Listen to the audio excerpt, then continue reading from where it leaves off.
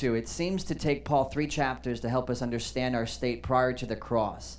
How important is it to understand who we were before the cross?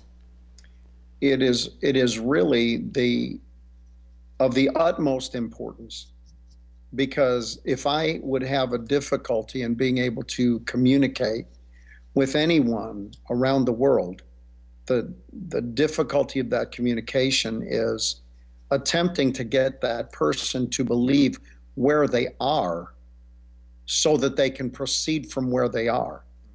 You'll find it in this way. People that you know that become, after they become believers, that you see pride in their lives, you see that those individuals do not have a right understanding of who they are. Because if they really understood who they are, and who you are, remember, is reflective, is that you look at yourself in the mirror.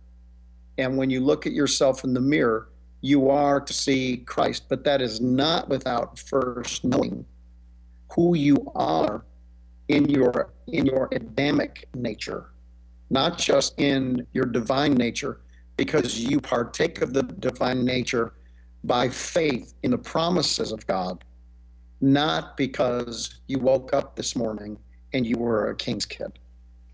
That's very good, Dr. Thompson. Now, let me just ask, we're having a bit of feedback here, but if you can bear with us. So an individual, Paul writes the first 3 chapters to help us understand who we were before the cross, but his emphasis is beyond that, correct? And that's where our emphasis should be, that we should understand who we were before the cross, but more importantly, begin to embrace what happened after? Most individuals don't really realize that they need a Lord. Many people realize that they need a Savior, but rarely do people ever recognize that they need a Lord. When individuals come to Christ, most often what it is that they believe that they have been set free. But it's on the contrary. Freedom is that you have been set free from the power of darkness, Colossians 1:13 and 14.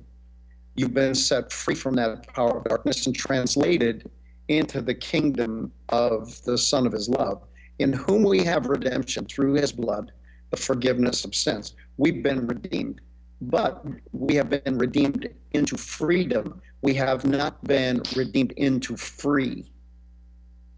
That meant that all of a sudden God just rang the bell and everyone was released to recess, and you get to play on the playground. When it talks about freedom, what it's talking about is that it's talking about you were under the rod of sin as a civilization, as a nature, and as a person.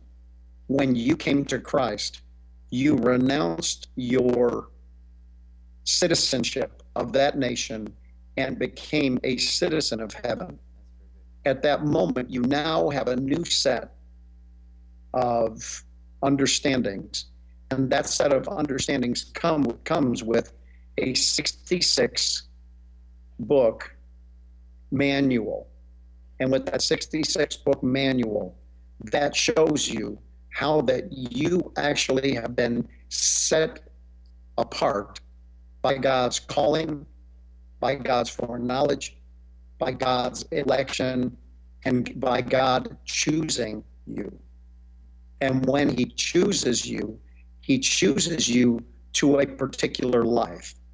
He doesn't choose you to help you to escape the problems that the last 3 or 4 generations have placed upon you. But when he chooses you for a purpose. He gives you a vision, he gives you a goal, and he gives you a life, and you now play a part in his divine concert. And in that concert will not be complete without your part, as we've been talking about when we talk about where do people fit in.